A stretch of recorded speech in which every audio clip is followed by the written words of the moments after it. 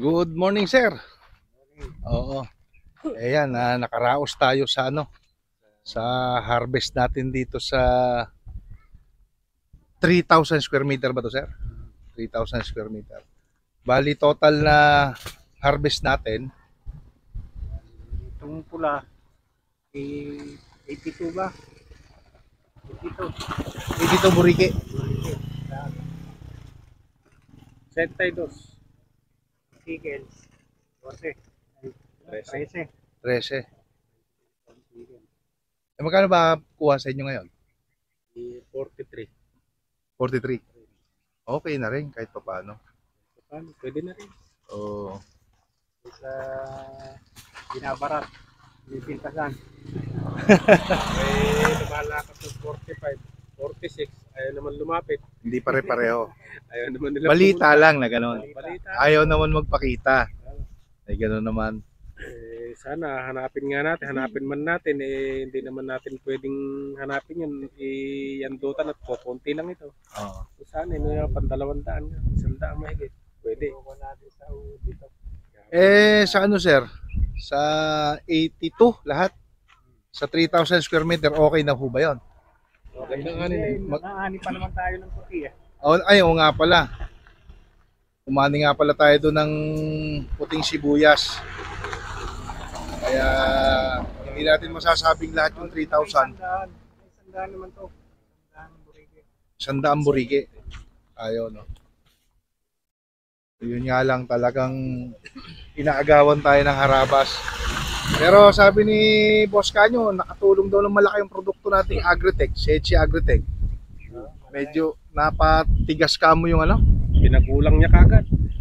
Halos pa lang to, di ba? November 16, anong tanim to? Dapat November 16. 90 days to 112 days to bago anihin wala pang 90 days, tingnan mo. 87 yata. Ano na talaga. Tsaka maganda yung bilog niya. Tukol na sa gulang. Matigas ang hipo. Matigas yung pagkasibuyas. Yung bunga, yung laman niya matigas. Yun yung epekto ng Maxigro siguro yun. Saka yung farmers. So next season, mag-experiment tayo. Subukan natin yung kabila, sir, no? Kahit ano lang, yung Kabiyak lang. kabiyak lang, wag lahat. Kabiyak lang. Puro-puruhin natin na konti. Gati halo na ibang chemical. Try natin yung kakayanan talaga ng ating kuwan. Kung maano natin yung atake. Ma-prevent lang ba? Ma-prevent. Kung lalamas na nga sana yung kuwan. Insecticide. Ayun. Sana ikuha na. Labas na para... Shoutout Sir J. Corpus.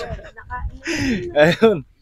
Kailangan na lumabas na yung ating insecticide. Yun ang kailangan. Organic insecticide. Ayun. Kaya na magsusolusyon sa problema ng sibuyas sa mga kalabang mga kaibigan. Yan talaga ang kuwan. Yan talaga number 1 na problema. Yung atake ng uod, harabas. Ayun, may ilang sako na lang doon, no?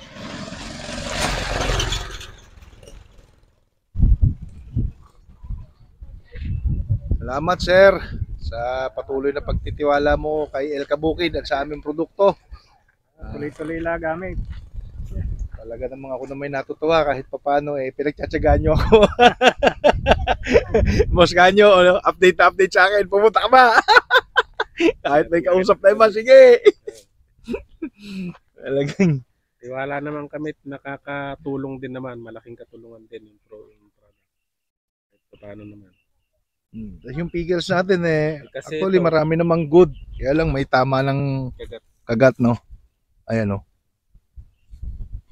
Baka kung hindi na activator to o na Maxigro, baka abutin pa ng 90 mahigit to, 115 days. Ilang araw pa hihintayin mo. Kung pinag-iisipan ko, tutubigan ko pang 2 tubig pa. Patay na. 2 weeks pa. Abot na sa laman yung uod. Ubusin na ng uod. Lalo nang dadami yung kanya. Magiging dadami reject. Tapos pag minamaxigro natin, napapansin, kahit ako nakakapansin, sir, bumiberde uli ng husto yung dahon. Tingnan mo, berde pa rin yung dahon Bumiberde talaga siya ng Pero husto. tukol na yung gulang niya, no? Gulang. Yun ang Para kagandahan. siyang potassium. Kaya maganda talaga. Okay, thank you sir ha. Thank Boss you. Kanyo. Maraming salamat din. Salamat sa produkto. Patuloy na pagtangkilik namin. Thank you po.